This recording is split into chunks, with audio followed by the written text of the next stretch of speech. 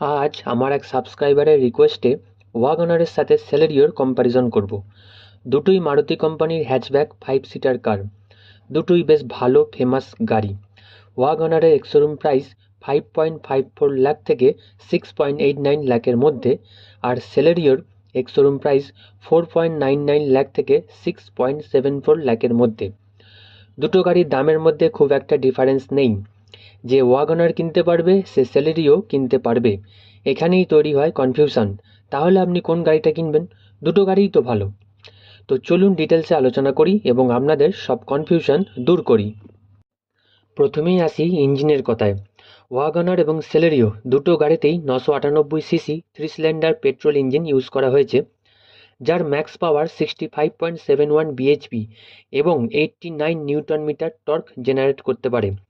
দুটো গাড়িতেই CNG engine পাওয়া যায়।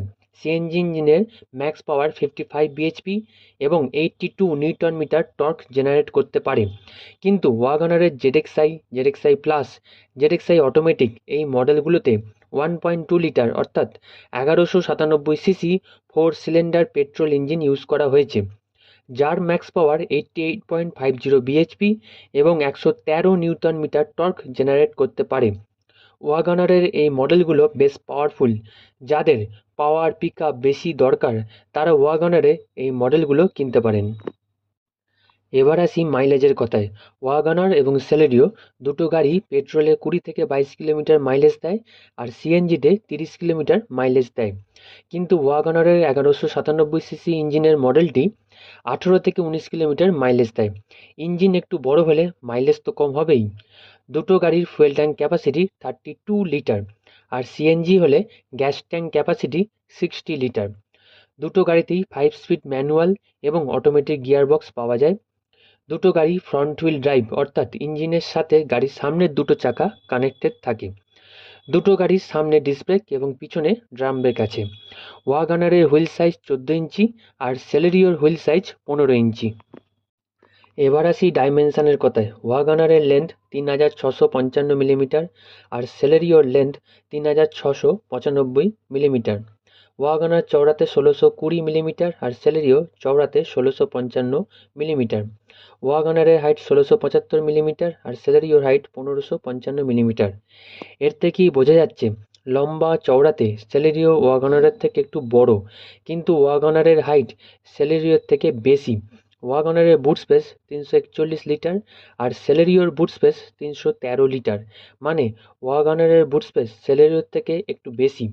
মোটামুটিভাবে দেখতে গেলে দুটো গাড়ির ডাইমেনশনের দিক থেকে প্রায় একই, খুব একটা ডিফারেন্স নেই। ওয়াগনারের গ্রাউন্ড ক্লিয়ারেন্স 165 মিলিমিটার আর সেলেরিওর গ্রাউন্ড ক্লিয়ারেন্স 170 মিলিমিটার। সেলেরিওর গ্রাউন্ড ক্লিয়ারেন্সটা বেশ ভালো। ওয়াগনারের গ্রাউন্ড ক্লিয়ারেন্সটাও 170 মিলিমিটার হলে ভালো হতো। এবার আসি সেফটি ফিচার্সের কথায়।